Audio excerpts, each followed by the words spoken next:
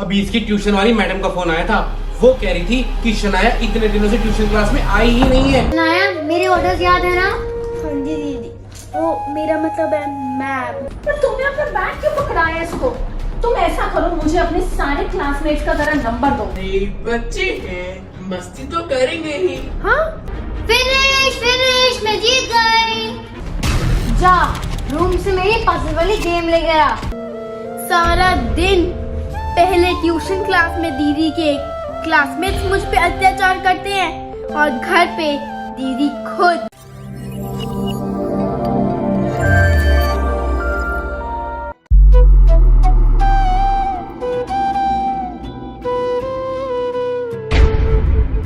मिल गई है नाना दीदी की पजल वाली गेम।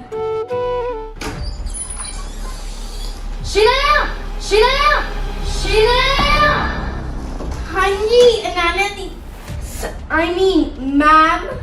इतनी देर लगती है बस एक गेम ढूंढने में? वो मैं बस लेके आ ही रही थी। यूजलेस। देखो, इस काम के लिए पनिशमेंट मिलेगी। वहां पे जा, कोने में हाथ खड़ा करके खड़ी हो जा।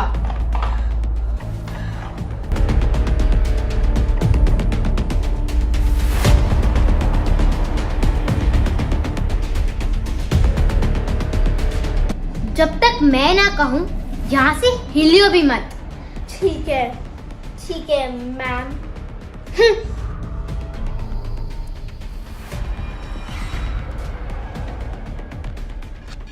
सियान, चल पार्क चलते हैं। दादी को भी देखी चले? नहीं, वो बिजी है। Later. नाना दीदी देख तो नहीं रही, हाथ नीचे कर लेती हूँ। वो लगते भी आ रहे। अरे शनाया, बेटा तुम ऐसे हाथ ऊपर करके क्यों खड़ी हो? Later that same evening.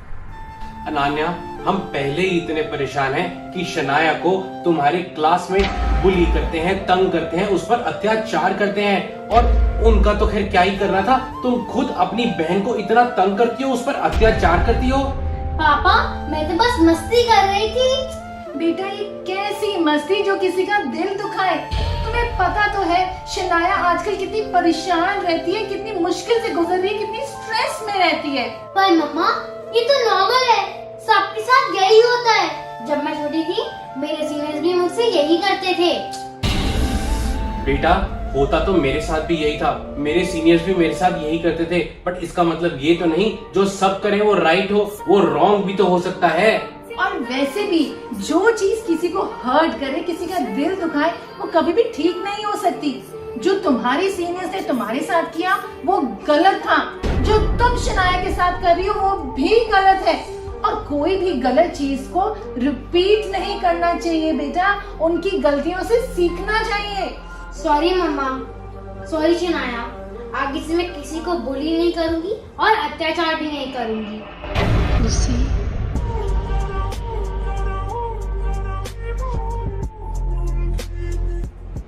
चलो, हमने एक बुली करने वाले बच्चों को तो सुधार दिया, पर बाकियों का क्या करें? तुम्हारा मतलब है अनान्या के क्लासमेट्स को? हाँ जी, उनको तो मैं संभालूंगी। आप कोई बुली करके दिखाए मेरी बहन को। The next day. मम्मा, हम ट्यूशन जा रहे हैं। ठीक है बेटा। बाबा जी, बस शनाया की सारी मुश्किलें दूर कर देना। Later.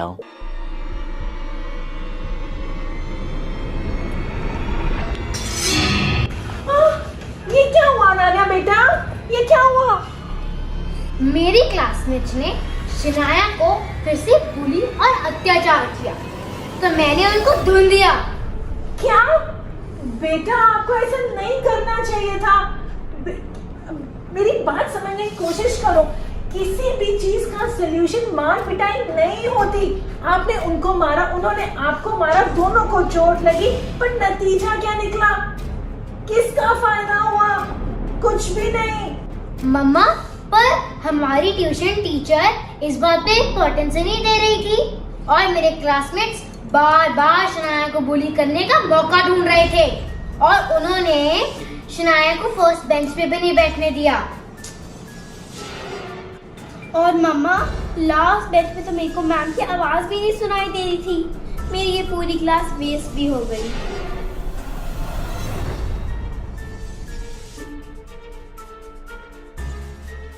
मैंने सोच लिया है कि इस प्रॉब्लम से कैसे छुटकारा पाए। कैसे?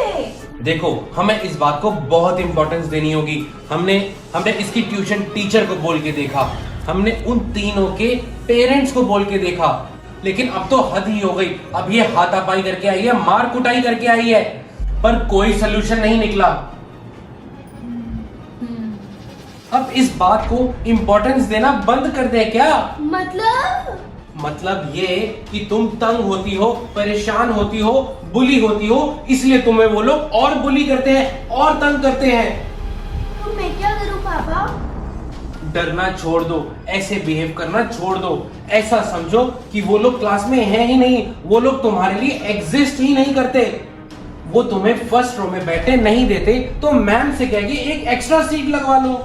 वो तुम्हारा होमवर्क चेक करने के लिए मांगे तो बोल दो मैंने तो होमवर्क किया ही नहीं। वो तुम पर हंसते हैं तो हंसने दो, 1-2 दिन लगेंगे, देखना फिर सब ठीक हो जाएगा। ठीक है पापा, फिर मैं ऐसे ही करूंगी। The next day,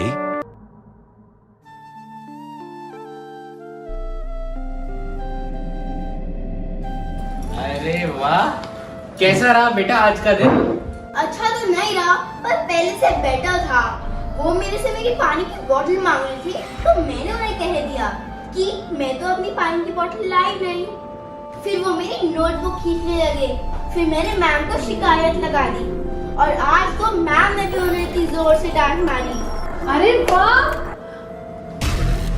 जो अपनी मदद करता है, भगवान भी उसकी मदद करता है, सारे के सारे मिल के उसकी मदद करते हैं। हाँ जी, पर वो कोशिश तो पूरी कर रहे थे मुझे परेशान करने की। कोई बात नहीं बेटा, तुम देखना एक दिन सब ठीक हो जाएगा। the next day,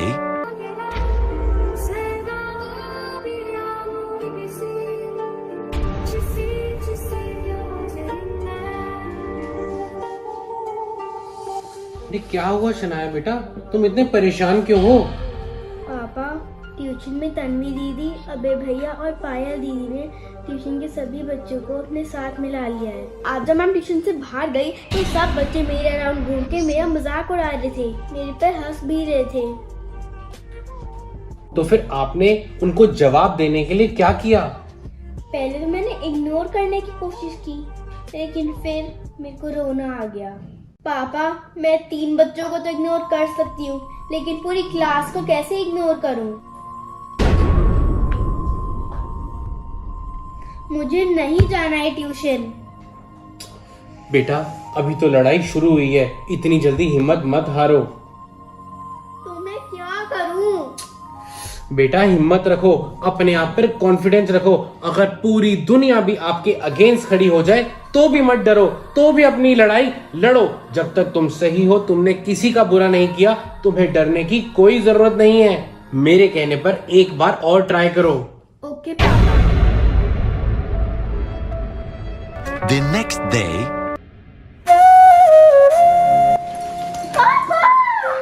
क्या बात है, आज मेरी बेटियां बड़ी खुश लग रही हैं।